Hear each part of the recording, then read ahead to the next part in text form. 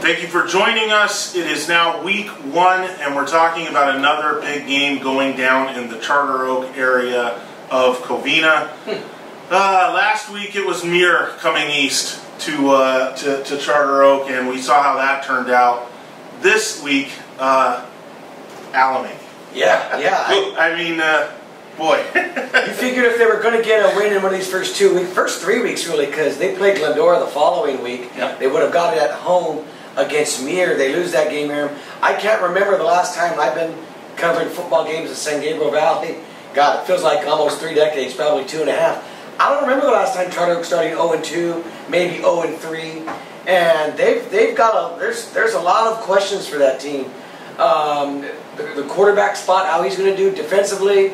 I talked to one of the guys that's up in the booth, and they're really missing Roger Lehigh on defense. There was just a lot of confusion in that first week. And from what I hear, because obviously I wasn't here, I was on vacation last week, but I heard that this game could have been much worse. That Muir, despite except for a few penalties, could have really ran this up on Charter Oak.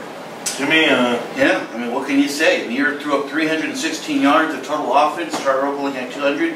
One of the great things, we had Steve Ramirez at the game here, and he sent me the box score from the game. And you look at the possession line for Charter Oak, it was touchdown, punt, punt, punt, field goal, punt, punt, punt. You're just not used to seeing that from a Charter Oak football team. Right, and that was one of the things that I noted, or one of the things that I did note in the column for Saturday and kind of after the game is it wasn't Charter Oak that was pushing Muir around in the second half. It seems like it was the other way around, because you talk about Jalik Stevens. He goes for 2 touchdown runs in the second half. So that kind of tells you it was the Muir running game that was salting things away. And now here comes Alemany. And I've had a chance, I do a little writing now for the LA Daily News, helping Tarek Fatal out there.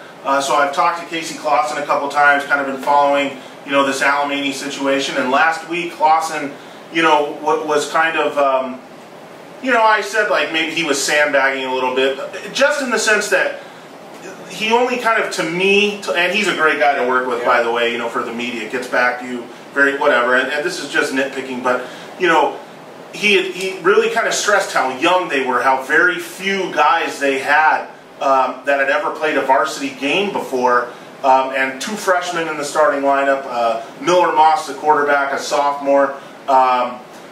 He had stressed that, but what he didn't mention was how talented they were. And they had a nice win over San Fernando, and now we're all wondering just how good or bad San Fernando is. That's a team that won the Division I City Section Championship last year, and had some guys back, even though one of their stud running backs was out. But this Alemany team, from the research I did on that game, they check all the boxes. Maybe not experience, but they've got talent at QB. They've got talent at running back. They've got, a freshman at receiver, Kevin Green Jr., who's got bloodlines that will tell you he's going to be a star. He looks good. I saw pictures of their offensive line. They look big. Charter Oak has a serious problem coming to town on Friday.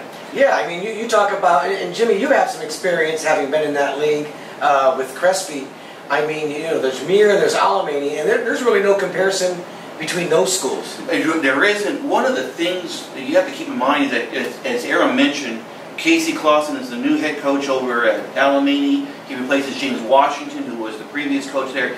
To me, this is an upgrade, Aaron, because don't do indifference to James Washington. I just don't think he fits high school football. Some guys just don't fit high school. Maybe they fit college or pros. Yeah. You know what I'm saying? And I just don't think he fit there. Now you have a guy in Casey Clausen who has pedigree. He did really good work over at Calabasas, turned that program around. Now he's at Alemany, he's at his alma mater, and they're pitching and catching the ball. And as you mentioned, you got Miller Moss, who's a sophomore quarterback, who's going to be there for the next couple of years. Look out for all those in the Mission League. Freddie, look out now. They're going to come. And my question is, because I'm taking Alemany on Friday, obviously, after what happened. And sure, you should. My question is, Aaron and James, for Charter Oak, is they've never faced this kind of adversity in a long time.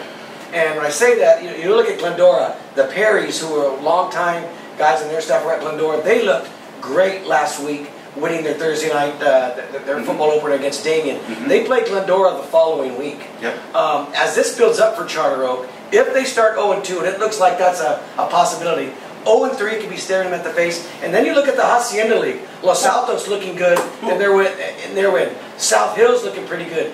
Diamond Ranch won, and they have a big game against Chino Hills this week. Yep. That's going to be an unforgiving league for them. This could be a year for Charter Oak like we haven't seen before, and I just want to see how they react. Because this is Dom Farrar and his son Dominic Farrar's, Luke Farrar and Dominic Farrar's team more than it ever has been before. Because that long-time staff and that family they've reached for over 20 years, it's kind of broken up a little bit. And it's just going to be wild to see how this turns out as the weeks follow. That mirror loss was really kind of the worst nightmare for Charter Oak because, I don't know about your phones, but mine Friday night was blowing up and that was registered in Cabo on Friday night. Right, thanks to you. Yeah. The common thing though, or the common line were, all these things like, well, I guess Charter Oak, really needs Roger Lehigh, or they really needed him, or, I guess Roger Lehigh really made that thing go, and, it was along those lines, and I'm sure those coaches know that situation. But here's the thing, and I said this before, Lou Farrar, Dom Farrar, and the rest of their staff, they're going to learn way more from a loss with this team than they are from wins. And so we all kind of thought the loss would come this week against Alemany and they would learn from it, move on. But I expect you'll see a much, much, much better Charter Oak team on Friday night. And I'm not sure how good San Fernando is or was. So I'm not so sure this game's a blowout. I think Charter Oak's going to be up to the task.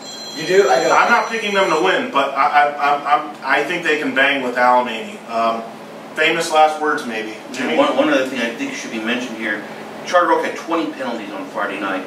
That's just something, again, you just don't see from a Dom Farrar coached offense or a defense like that. Penalties are just something you don't expect to see, so to speak. So they improve that and they win the game. Yeah.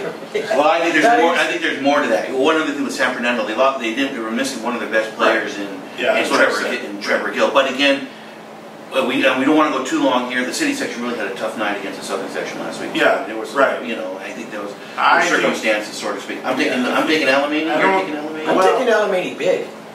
Yeah, I'm taking Alemany small. Again, Charter Oak isn't San Fernando. Charter Oak is Charter Oak, and you're going to get a good effort out of them. I think a cleaner effort, if you will, on Friday night. And that game, boy, this is going to be really interesting for the people in the San Fernando Valley and the San Gabriel Valley to see what's going on here on Friday night. And follow us.